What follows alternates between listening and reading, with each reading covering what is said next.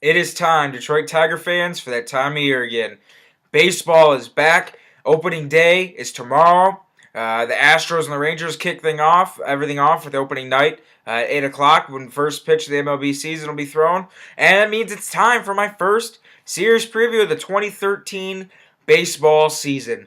I am beyond excited. Of course, last year I don't need to tell you how far the Tigers went before they failed miserably get into the World Series before they got swept. But this year, the Tigers have the same aspirations to go back and hopefully right the ship and win their first title since 1984. It's been a really long time, but I have a good feeling about this year's team. I think this year's team is going to be by far better than last year's team. You got a better rotation coming into this year. Everyone, you got Verlander, who you're going to be here long. He's going to be here a long time.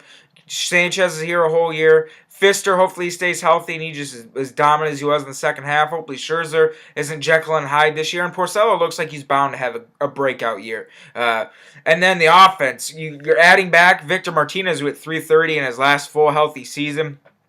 Reigning MVP and Triple Crown winner, Miggy Cabrera, and then Prince Fielder, man in the other corner of the infield, and he could have an MVP season. Who knows? There's been 2 MVPs in a row for Detroit.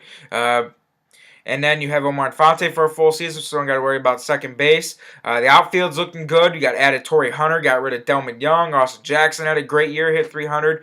And then Andy Dirks is out there. Brennan Bosch is gone. The bullpen is looking pretty okay. Besides the very back end, we don't know who the closer is going to be. It's going to be closer by committee for now. I'm hoping Al gets the job because he throws really hard. He's a guy that throws anywhere from 94 to 98. He's got 2 different kinds of sliders. He's got one slider that's a get-me-over slider. Not that much break, just enough to catch a hitter off guard. And they go, oh, okay, this guy's throwing a junk ball slider. And then he throws Mr. Snappy, and the hitters just look awful against it because his slider's looking good. But you still got Al back there. You got Dotel. Darren Downs, who was outstanding in the spring, is going to be back there. Phil Koch, Joaquin Benoit. So the bullpen's looking good except for the closer spot because Rendon was knocked down. He got sent down to AAA. So let's get into the first game, which is going to be opening day. And I wish I could go to Minnesota because I was on StubHub right now. And you can find tickets to opening day for $13. It's not even a sellout. I am so pissed that, it's that cheap. When you go down to Comerica Park, it is beyond expensive to get tickets. Scalpers alone, you're sitting in nosebleeds. You're giving seagulls high fives, and you're spending almost $200 on seats. It's beyond expensive.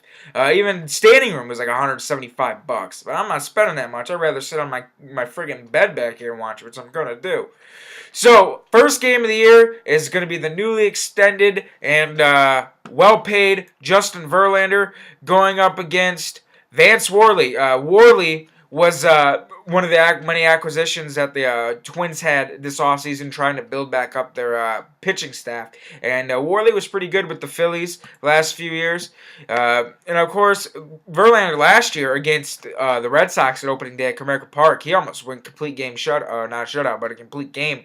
And he probably could have went. Valverde actually blew his first save in 51 chances on opening day of last year against the Red Sox. And Verlander, he's going to be against a team that's going to be sitting in the cellar with the Twins. So look for him, man, to start the year out right. He's got to hit up his last few starts in spring. But I think he was just working on certain stuff. He's throwing a lot more breaking balls than usual.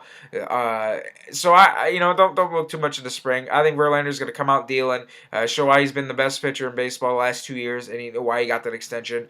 So the Twins are opened up for a long day. So that's game 1 of the series, opening day, which is Monday, April 1st at 4:10 Eastern.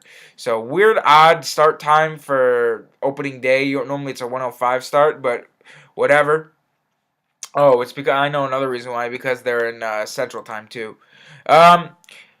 Anibal Sanchez goes up against Correa in Game 2, and Sanchez is going to be in his first full season with the Tigers going against Kevin Correa, who I believe was a former Pirate last year.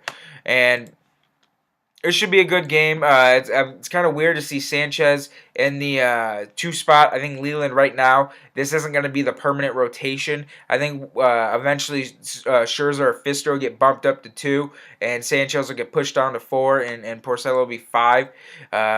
Because the way it's going to be is you got Verlander, Worley, Sanchez, Correa, and then Porcello, Mike Pelfrey. Wow, Mike Pelfrey's a Twin. I didn't even know this. Used to be a Met. And Porcello goes up against Mike Pelfrey to end the series, which is Thursday. I absolutely hate the fact that you get opening day on Monday, and then there's an off day. And then you get the last 2 games before they go home. So, game 1 again is going to be Verlander, Vance Worley. I'm looking for, no doubt the Tigers take that one. They're going to start out good. Anibal Sanchez, Correa. I'm gonna say the Tigers take that one too. And Porcello, Pelfrey. I'm gonna throw that one as a toss-up because Porcello's looked awesome this spring. That curve, his newfound fastball command, his good-looking changeup. But I want to see how it goes into game-time situations when he starts throwing all that stuff against hitters for 9 innings instead of just seeing their best hitters for 5 innings and then all the defensive substitutions for minor leaguer guys, and then it's easier routes. So I want to see how that translates to game-time situations. So the Tigers start out, they could start out the year 3-0 like they did last year. That first series against Boston was crazy. Verlander goes out, throws a gem, Valverde blows it, they walk it off. Game 2, I think Doug Fister went and he got hurt, but they still won that game. And that game 3, it was that 13-11 game where Vila hit that walk-off after it was just a crazy game.